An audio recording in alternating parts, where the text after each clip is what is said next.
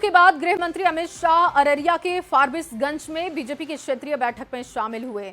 अमित शाह ने कोसी, सीमांचल और भागलपुर जोन के कार्यकर्ताओं से संवाद किया। इस दौरान अमित शाह ने कहा कि ये चुनाव घुसपैठियों को भगाने और बिहार को प्रगति के रास्ते पर ले जाने का है। साथ ही उन्होंने ये भी कहा कि राहुल गांधी चाहते हैं कि घुसपैठियों को मताधिकार मिले। ये लालू एंड कंपनी, ये राहुल बाबा चाहते हैं कि घुसपैठियों को मताधिकार मिले। कोसी सीमांचल वालों मुझे बताओ, घुसपैठियों को मत का अधिकार देना चाहिए क्या? ये चुनाव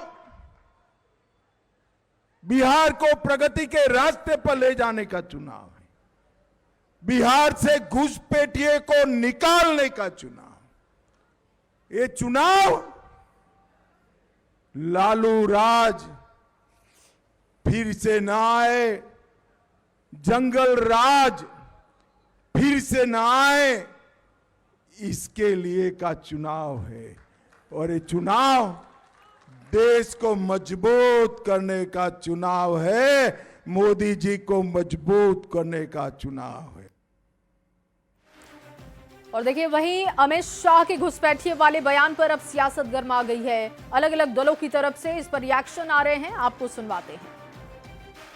वोट चोरी से चुनाव जीतकर गृह मंत्री बने अमित शाह जी बताएं कि उनकी सरकार ने 2014 से लेकर अब तक कितने घुसपैठियों की पहचान की और उन्हें देश से बाहर निकाला। बिहार में हुए SIR में कुल कितने घुसपैठियों की पहचान हुई, चुनाव आयोग का लठायत बन रहे भाजपाई ये भी बताएं।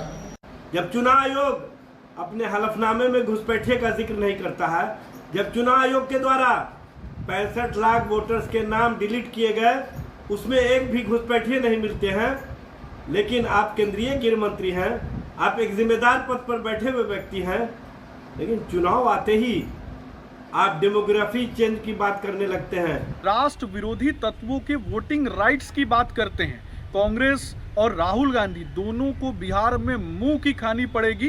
बिहार की जनता ने ठाना है, राष्ट्र विरोधी तत्वों को बिहार से भगाना है।